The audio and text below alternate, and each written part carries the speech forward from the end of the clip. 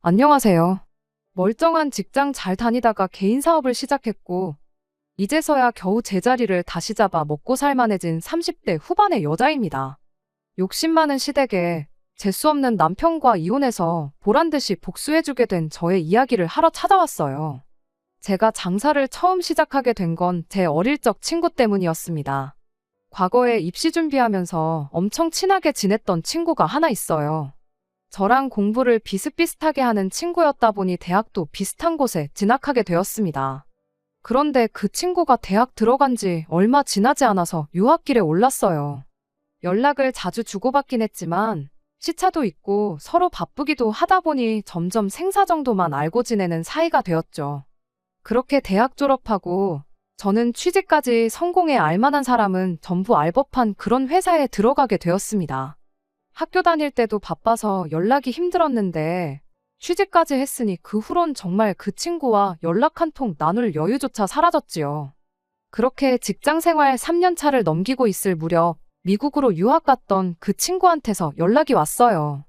자기가 얼마 전에 한국 돌아와서 창업을 했는데 한번 놀러 오라고요. 한국 돌아와서도 오픈 준비한다고 정신없이 바빠서 연락할 겨를이 없었는데 가게 오픈한 만큼 이제 시간적으로 여유가 많다면서 오랜만에 얼굴 좀 보자고 유학 떠난 뒤로 그나마 친구라고 연락하고 지냈던 게 저밖에 없더라며 꼭 좀 와달라고 부탁을 해왔습니다. 친구가 한다는 가게 위치도 엄청 애매한 곳에 있었어요. 접근성은 나쁘지 않은 편이었는데 주변에 상권이라고는 하나도 없는 그런 곳이었습니다. 그런데 매장 앞에 도착하니 주차장은 차로 꽉 차 있고 가게 앞은 줄을 기다리는 손님들로 인산이네였어요. 제 눈을 믿을 수가 없었죠. 당연히 내놓으라 하는 이공계 들어가서 해외 유학까지 마치고 왔으니 당연히 IT 관련된 큰 회사로 취직을 할 줄 알았던 친구가 앞치마를 메고 음식 만드는데 여념이 없으니 그 광경도 참 새롭더군요. 친구는 자기도 가게가 이만큼 바쁠 줄 몰랐다며 놀러 오라고 해놓고 신경도 못 써줘서 저한테 미안하다고 몇 번을 사과하는데 그래도 제가 나름 일머리도 있는 편이고 따라하는 건 금방 배우는 타입이었다 보니 친구한테 그럴 게 아니고 내가 할 수 있는 건 도와주겠다 말하고 그날 하루 아예 일을 도와줬습니다. 줄이 워낙에 길었다 보니 점심시간이 훨씬 지난 4시가 돼서야 손님이 빠지기 시작했어요. 정신없이 바빠서 그랬나 시간도 그만큼 빨리 흐르더군요. 그리고 그때 바로 이거다 하는 생각이 들었습니다. 그때 한참 딱딱한 회사 문화에 염증을 느끼고 있던 시기이기도 했거든요. 의미 없이 직원들 일찍 집에 가는 게 싫다고 붙잡아두기식으로 강제하는 야근에 모난 돌은 정 맞는다고 내 의견 하나 똑바로 피력하기 힘든 수직적인 사내 문화 등등. 돈이야 벌겠지만 이 회사 다녀봐야 나한테 도움될 거 하나 없지 않겠나 하는 생각에 하루하루가 스트레스였는데 이 친구를 보니 차라리 힘들더라도 나를 위해 일하고 내가 일한 만큼 벌어가는 게 훨씬 좋겠다 싶은 생각이 더 컸었나 봐요. 장사를 쉽게 본 건 절대 아닙니다. 친구는 친구 나름대로의 고충이 있을 거라 생각했어요. 실제로 친구가 그날 저랑 대화 나누면서 정해진 시간만 일하면 달마다 정해진 고정 수입을 주는 안정적인 직장 생활하는 사람들 보면 참 부럽다고 말까지 해줬다 보니 장사의 어려움은 이미 시작하기 전부터 회사 생활보다 더 힘들 수 있겠구나 하는 생각을 갖고 있었어요. 길고 짧은 거 대보는 것보다 직접 몸으로 부딪혀보는 게 훨씬 빠르겠다는 생각에 내친 김에 그 다음 주에 회사 그만두고 다시 친구한테 일 배우고 싶다고 찾아갔습니다. 친구랑 그 어떤 상의를 하고 간 게 아니었다 보니 난데없는 저희 요청에 친구는 엄청 당황을 했어요. 그도 그럴 게 일손이 부족한 건 사실이지만 당장은 아르바이트를 뽑았으면 되는 건데 굳이 친구이기까지 한 저를 쓰는 게 업주 입장에서는 참 부담스러웠겠지요. 그래서 솔직하게 말했어요. 나도 너처럼 내 가게를 갖고 싶다고 다만 아는 것도 없고 뭐부터 시작해야 할지도 모르니 그냥 밑바닥부터 배우고 싶어서 찾아온 거라고요. 돈 같은 거 안 줘도 되니 차근차근 하나씩 알려만 달라고 했습니다. 제가 진심인 게 느껴졌던 건지 친구도 알겠다고 했고 그렇게 친구 밑에서 딱 1년을 일을 하게 되었습니다. 생각보다 월급도 넉넉하게 챙겨줬고 친구가 자기가 배워온 모든 걸 저한테 전수를 해줬어요. 그뿐만이 아니라 메뉴 레시피까지 전부 저한테 알려줬고 마지막에 가선 저한테 엄청난 제안까지 해줬습니다. 어디에다가 가게를 차리던 간판이며 이런 거 다 그대로 써도 괜찮다고요. 자기 가게는 이미 인터넷에 홍보도 많이 된 상태고 하니 원한다면 간판도 그대로 사용해도 좋다고 말이죠. 게다가 상호명을 사용하는 데 있어서도 그 어떤 로얄티도 받을 생각 없고 추가적으로 지점을 내서 체인 사업을 할 생각도 없으니 그런 부분도 걱정 말라고 하더라고요. 정말 몸둘바를 모를 정도로 너무 고마운 제안이었죠. 친구 딴에도 저한테 고마웠던 게 많았나 봐요. 친구 또한 유학까지 다녀와서 미국에서 세계 굴지의 기업에 취직까지 했는데 그 자리 마다하고 일을 배워 한국까지 돌아와서 차린 가게랍니다. 다들 자기한테 미쳤다고 손가락질하기 바빴는데 딱 저 한 명 자기 가능성을 알아봐 준 게 저라고요. 게다가 멀쩡히 다니던 회사 그만두고 자기를 찾아와 주기까지 한 게 어떤 면으로는 참 고마웠다면서요. 아무튼 그렇게 일을 배워나온 저는 회사 근처에서 혼자 지내고 있던 집 전세 계약이 끝남과 동시에 보증금 돌려받아 그 길로 고향으로 돌아왔습니다. 집에 회사를 그만뒀다는 사실을 알린 적 없다 보니 회사 그만두고 장사할 생각이라며 찾아온 저를 두고 저희 부모님께서도 제정신이냐고 뭐라 한마디 하셨죠. 하지만 저는 어느 정도 이 장사에 대한 확신이 있었다 보니 역으로 부모님을 설득할 수 있었습니다. 저희 부모님께서도 적성에 안 맞는 걸 직장이라고 붙들고 있는 것보다 자기한테 맞는 일 찾아서 하는 게 오히려 나을 수도 있다며 이내 제 결정을 응원해주기 시작하셨어요. 그렇게 역으로 부모님께 제가 가게를 여는데 모자란 만큼을 지원받을 수 있었습니다. 아무래도 이쪽 동네가 서울 경기권만큼 인구가 많은 지역은 아니다 보니 친구처럼 접근성 좋은 곳에 사람들이 알아서 찾아오도록 가게를 차리는 것보다 유동인구가 많은 곳에 가게를 차리는 게 맞겠다 싶었어요. 운 좋게 주거단지가 밀집한 동네에 지하철역도 가까운 곳에 자리를 하나 얻게 되어 거기에 가게를 오픈하게 되었습니다. 친구 말처럼 가게 이름 자체가 인터넷에서 워낙에 유명했다 보니 가게가 자리를 잡는 데까지는 그렇게 오랜 시간이 걸리지 않았습니다. 실제로 친구가 다른 지점을 열지 않겠다는 약속도 지켜주었어요. 인터넷에서 화제인 가게이니만큼 여러 군데서 5만 가지 제안이 다 왔었나 봅니다. 투자해 줄 테니 체인 사업을 해보자는 사람들부터 시작해서 백화점 식품관에서도 협업 제안이 왔었다고 해요. 돈을 훨씬 많이 벌 수 있는 제안들이었는데 친구는 혹시나 그게 제 가게 매출에 영향을 줄 수도 있겠다 싶어서 딱 잘라 그 제안을 거절했답니다. 그런 친구의 배려에도 불구하고 제 가게가 친구 가게와 비교해보면 돈을 쓸어 담는다고 할 만큼 장사가 잘 되지는 않았어요. 회사 다닐 때 월급하고 비교하면 조금 더 잘 버는 수준이긴 했지만 아무래도 내 장사다 보니 신경 쓸 것도 너무 많고 여러모로 아쉬운 점이 많았습니다. 그래도 장사가 어느 정도 자리를 잡고 나서는 직원 2명 쓰고 그러다 보니까 시간적으로 여유가 조금 생기더라고요. 그러다 만난 사람이 남편이었지요. 나이가 있었다 보니 연애를 시작하고 결혼까지 가는데 1년 정도의 시간밖에 걸리지 않았습니다. 남편은 어떻게 보면 저랑은 정반대의 사람이었어요. 얽매이는 게 싫어서 직장 생활에 염증을 느꼈던 저와는 다르게 남편은 자기가 다니는 회사에 자부심까지 가지고 있는 그런 사람이었습니다. 의미 없는 야근도 너무 싫었고 까라면 까라는 수직적인 구조도 싫었는데 남편은 반대로 회사가 시키지도 않아도 자처해서 야근을 하고 밖에 나가서는 우리 사장님이 참 대단하신 분이다, 존경하는 사람이다 라고 자기 입으로 말하고 다닐 만큼 애사심이 대단한 사람이었죠. 그만큼 성실한 사람이었다 보니 제 인생에 있어서 좋은 동반자가 되어주겠구나 생각했어요. 실제로 연애하는 동안 다툼 한 번 없었고 모든 일에 있어서 제 편이 되어주었거든요. 결혼 자금은 액수만 두고 보자면 남편이 저보다 많이 해왔어요. 아무래도 저는 그간 평생 모은 돈으로 창업을 했다 보니 그 이후에 금방 가게가 자리 잡았다 한들 그 후로 모아놓은 돈이 많지가 않았거든요. 액수만 따진다면야 남편이 훨씬 많이 해오긴 했지만 저도 제 돈의 가게 권리까지 생각하면 사실상 비슷한 돈이긴 했어요.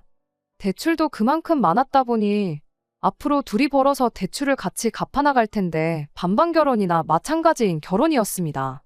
그런데 그렇게 생각하는 게 저 하나뿐이었다는 게 문제라면 문제였지요. 결혼식을 코앞에 두고 시어머니가 집 명의 문제를 두고 시비를 걸어왔었거든요. 돈을 내 아들이 더 많이 해가는데 아무리 대출을 같이 갚더라도 돈을 더 많이 해온 만큼 명의는 자기 아들 이름으로 해야 한다고 고집이셨죠. 그도 그럴게 그때까지만 해도 시댁에서는 제가 달에 얼마나 버는지 몰랐었어요. 굳이 숨기려고 그런 건 아니고 장사다 보니 들쑥날쑥한 것도 있고 그래서 그냥 직장인 월급 정도 번다고 뭉뚱그려서 대답을 했었거든요. 부모님이 일부 도와주신 게 있긴 하지만 가게에 들어간 돈이 전부 제 돈인데 그 돈은 생각 안 하고 당장 모아놓은 돈이 5천 정도밖에 없다는 소리에 시댁에서는 그걸 두고 제가 달에 한 2, 300 정도 겨우 버는구나 그렇게 생각하고 있었던 겁니다. 말인즉슨 시어머니 생각에는 제 돈으로는 생활비나 겨우 되지 대출이자도 당신 아들 월급으로 대부분 갚아나갈 텐데 결혼했다고 집 명의까지 공동 명의로 가져가려는 제가 못마땅했던 거예요. 그런데 실상은 그게 아니었거든요. 당장 제가 평균적으로 가져가는 게 4, 500 정도 되는 수준이었고 개인 시간이 필요해서 직원 2명을 쓰고 있었는데 직원 1명 줄이고 제가 발로 뛰면 달에 700은 무조건 가져간다고 봐도 되는 상황이었어요. 퇴직금이니 4대 보험이니 이런 거 전부 차치하고 당장 월 수입으로만 놓고 본다면 남편보다 제가 훨씬 더 많이 버는 상황이었죠. 그래서 하는 수 없이 그때 시댁에 제 월 수입에 대해서 처음으로 공개를 하게 되었습니다. 시어머니도 시어머니지만 남편도 엄청 놀라는 눈치였지요. 장사가 그만큼이나 돈이 되냐면서 요즘 뉴스 보면 자영업자들 죽어나간다는 소리만 들리는데 뻥치지 말라면서 제 말을 안 믿는 눈치였습니다. 말로 하는 것보다 직접 보여주는 게 낫겠다 싶었고 마침 직원 1명이 취직 준비 때문에 일을 줄이고 싶다는 말을 꺼내와서 아예 제가 일하는 시간을 다시 늘리게 되었어요. 그렇게 결혼하고 나서 2번째 달 월 수입으로 진짜 700만 원을 가져오니 그때부터는 명의 문제 가지고 말을 꺼내는 일이 없어졌습니다. 그런데 그 방법은 그냥 언발에 오줌을 누는 거나 마찬가지였지 그 때문에 오히려 상황만 악화시켜서 제 결혼 생활을 파탄으로 이르게 만들 줄은 생각도 못했어요. 알아보니 집 명의가 누구 이름으로 되어 있는지가 사실 그렇게 중요한 것도 아니라는데 그럴 게 아니고 시댁에서 제 수입을 별 볼 일 없다고 끝까지 오해하게 만드는 게 더 나았겠구나 싶은 일이 생겼죠. 처음에는 벌이 차이가 있는 만큼 네 돈 내 돈 따로 하는 게 좋겠다던 시댁이 이젠 제 돈으로 호강하려는 욕심을 대놓고 보이기 시작했거든요. 그건 시댁 식구들 뿐만 아니라 남편도 똑같았어요. 뿌리 깊은 나무처럼 내게 든든한 사람이 되어줄 것이라고 생각했는데 그 뿌리가 이미 시댁 식구들한테 너무 깊게 내려간 나머지 시댁을 지탱하는 기둥이나 마찬가지라는 상태였다는 걸 결혼 전에는 생각을 못했던 겁니다. 남편은 대놓고 저에게 대리효도를 원하기 시작했어요. 친정어머니께서 가게 차릴 때 돈을 도와주셨던 만큼 그 돈을 다 갚은 상태이긴 했지만 매달 용돈 하시라고 한 달에 100만 원씩 드리고 있었거든요. 그런데 남편은 결혼했으면 양가 똑같이 챙겨야지. 친정에만 그렇게 하는 게 나중에 불화의 씨앗이 될 수 있다며 시댁에도 똑같이 돈을 보내주길 원했습니다. 처음에는 그게 맞는 건가 생각해서 그 후로 2달을 친정에 보내듯이 시댁에도 돈을 보냈어요. 사실 말도 안 되는 상황인 거 저도 알았지만 그때는 그냥 좋은 게 좋은 거다 하고 넘어갈 생각이었거든요. 어차피 둘이 같이 벌어서 대출 갚고 그러는데 네 돈 내 돈 따질 것도 없는 거 아니냐. 내 돈으로 주나 남편 돈으로 주나 그게 뭐가 다르겠냐 하고 좋게 좋게 생각했어요. 그런데 그렇게 3번째 용돈 보내는 날이었습니다. 시어머니한테서 문자 한 통을 받게 되었는데 그 문자 한 통 덕분에 아주 내가 생각을 해도 완전 잘못했구나 하고 그 마음을 고쳐먹게 되는 일이 있었죠. 그때 대금이랑 여러 가지 문제 때문에 잠깐 며칠 정도 돈을 묶어놓아야 했었고 그것 때문에 돈 보내는 게 한 이틀인가 3일 정도 늦어졌었어요. 그런데 돈 보내고 나니까 시어머니한테 이렇게 톡이 와 있더라고요. 다음부터는 늦으면 늦는다고 말을 해주라고. 이번 달은 안 주는 줄 알고 물어볼까 말까 그런 생각을 했었다며 사람 치사하게 만들지 말라는 듯이 경고를 하더라고요. 저는 마음 써서 안 줘도 되는 걸 드리는 거라 생각했는데 이런 말을 들으니 어이가 없고 기분도 몹시 나빴죠. 남편한테 이 이야기를 했더니 엄마 말이 틀린 건 없지 않냐고 저금이 없는 것도 아닌데 꼭 그걸 월 수입 확정되는 날에 맞춰서 드려야 하냐고 뭐라 하는 겁니다. 이건 뭐 죽어도 욕먹는 꼴인 건가 싶어서 남편한테 앞으로 시댁에 드리는 돈은 당신 돈으로 보내라고 했어요. 어차피 우리 두 사람 주머니에서 나가는 건데 누구 주머니에서 나가는 게 뭐가 중요하냐고. 나는 내 부모 챙기고 당신은 당신 가족 챙기고 그게 이치에 맞지 않냐고 한마디 했죠. 막상 내 돈 주는 건 안 아까웠는데 자기 돈 주려니 아까웠는지 그 달로 시댁의 용돈은 아예 끊기게 되었습니다. 하지만 또 돈을 안 보내게 되니 안 보내게 되는 만큼 저로 하여금 대리효도를 강요하기 시작했어요. 자영업자 좋은 게 뭐냐고. 너가 사장인 만큼 시간 쓰는 게 자유로운 게 장점 아니겠냐며. 다른 집 며느리들은 일부러 시어머니 모시고 백화점도 다녀오고 한다는데 너도 다른 집 며느리들처럼 시부모 모시고 시간 내서 여기저기 좀 다녀오라 하는 겁니다. 그 말에는 대응조차 할 필요 없었죠. 다른 집 며느리들은 남편이 벌어다주는 돈으로 전업주부 생활 하고 있어서 그런 거 아니겠냐고요. 그렇다고 내가 더 잘 버는데 가게까지 닫아가며 시어머니 모시고 여기저기 다닐 생각은 없으니 벌이가 더 적은 당신이 회사 그만두고 우리 친정부모님한테 효도하면서 대릴사위 노릇 하는 게 어떻겠냐고 한마디 했더니 대리효도 이야기 또한 쏙 들어가게 되었어요. 결혼 전과는 180도 달라진 모습에 제 속도 속이 아니었습니다. 그런데 시간이 약이라는 말처럼 결혼 생활 어느 정도 지나고 나니 상황이 많이 나아지기 시작했어요. 시어머니가 저를 어려워하기 시작했던 겁니다.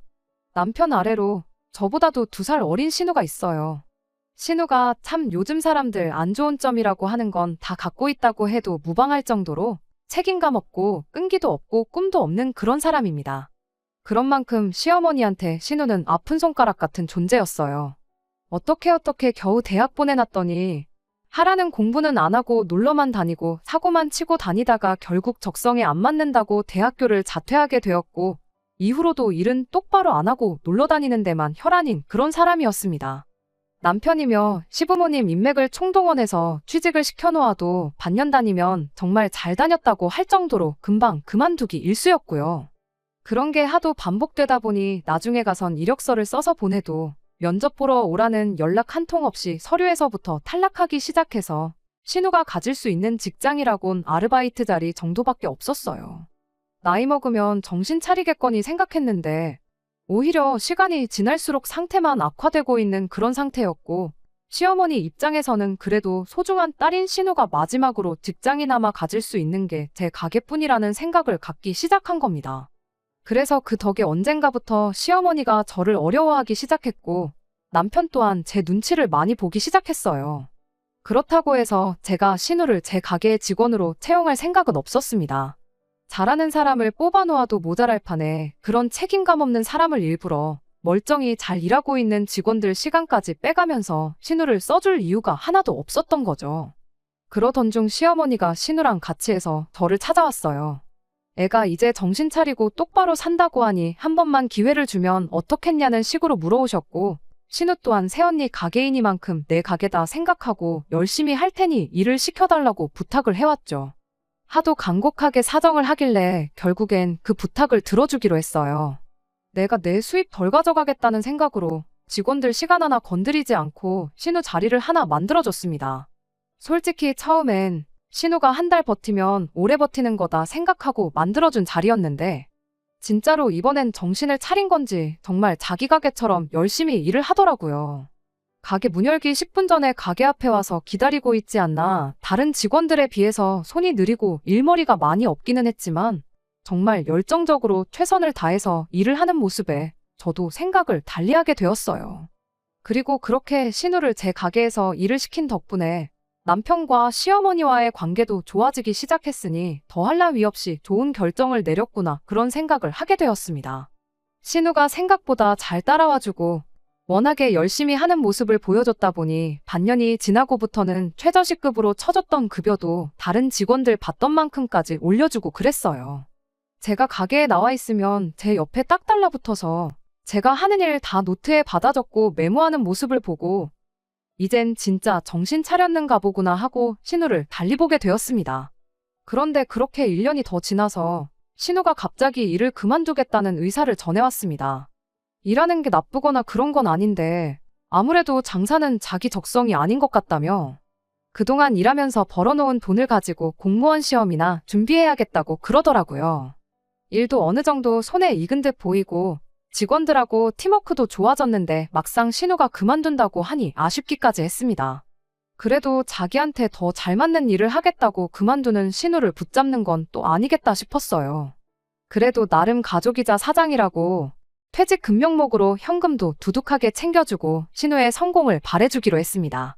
어차피 신우가 없어도 굴러가던 가게였다 보니 신우가 나갔다고 해서 직원을 새로 뽑지는 않았고 다시 제가 일하는 시간을 늘려 가게를 도와주기 시작했죠. 신우가 가게를 나갔다고 해서 시어머니와 관계가 다시 악화되고 남편이 저한테 다시 대리효도를 요구하고 그러지는 않았습니다. 결혼 생활 초반에 있던 불협화음도 사라졌고 이제 정상적으로 모든 게 제대로 흘러가는구나 그렇게 생각했는데 그게 아니었어요. 저희 가게에서 그렇게 멀지 않은 위치에 제 가게랑 똑같은 가게가 하나 생겼습니다. 간판 이름도 최대한 비슷하게 만들었고 인테리어까지 거의 그대로 빼다 박은 가게였습니다. 그리고 그 가게를 차린 장본인은 다른 사람이 아니라 공무원 준비를 한다고 가게를 나간 신우와 시어머니였습니다. 정말 믿는 도끼에 발등을 찍혀도 이보다 아플 수가 없었어요. 정신 차리고 열심히 일을 했던 게 사실은 제 가게랑 똑같은 가게 하나 차릴 생각으로 열심히 했던 겁니다. 제가 일하는 거 따라하고 지켜보던 것도 열심히 받아 적던 것도 전부 다 잘하려고 노력한 게 아니라 때가 되면 제 뒤통수를 때릴 생각을 하고 있었던 거죠. 엎친 데 덮친 격으로 저희 가게 직원들까지 그만두겠다는 의사를 전해왔어요. 이유는 물어볼 것도 없었죠. 신우가 제가 주는 것보다 월급을 100만 원씩 더 쳐준다고 했다고 신우네 가게로 옮기기로 했답니다. 제가 직원들한테 돈을 짜게 주고 있던 것도 아니었는데 그렇다고 당장 일할 사람 붙잡겠다고 신우가 주기로 한 돈을 맞춰주는 것도 아닐 일이다 싶어서 결국 몇 년을 함께한 직원들까지도 신우한테 빼앗기게 되었어요.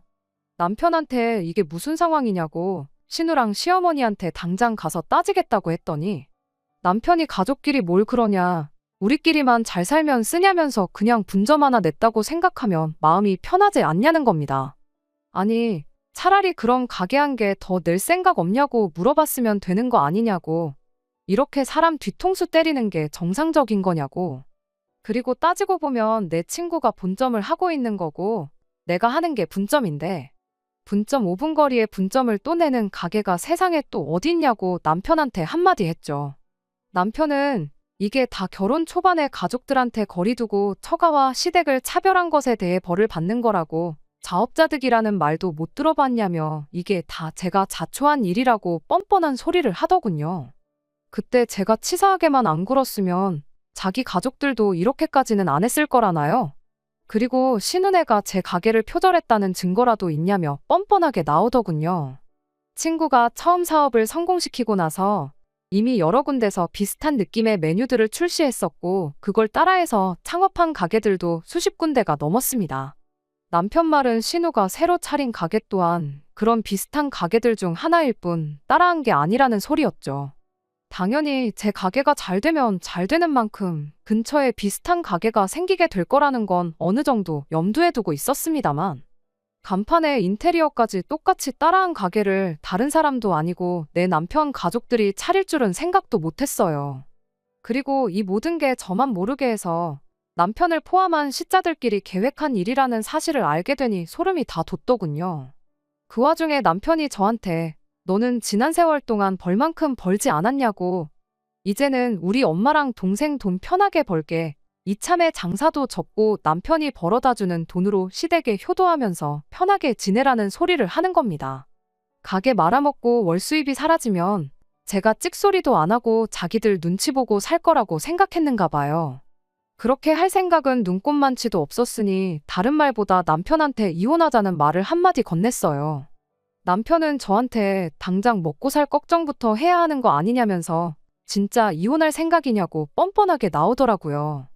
제가 당장 굶어 죽는 한이 있더라도 니들 생각하는 대로 되지는 않을 거라고 강하게 나왔지요. 불행인지 다행인지 이렇게 신우랑 시모가 가게를 차리면 제가 이혼 이야기를 꺼낼 거라고 예상은 하고 있었나 봅니다. 자기가 이혼남이 되는 한이 있어도 달마다 거의 1,000만 원 벌어오는 가게라도 손에 갖게 되었으니 그 비용치고는 싸다고 생각했는가 봐요. 덩달아 신우 미래의 시모 노후까지 책임질 수 있었던 거니 말이에요. 그렇게 저희는 곧바로 이혼 수속을 시작했고 반년이 지나서 남편과는 완벽한 남남이 되었습니다. 직원도 없고 이혼하면서 이래저래 준비할 것도 많아서 혼자 힘으로 가게 운영하는 게 정말 힘들었어요. 하지만 죽으라는 법만은 없었습니다.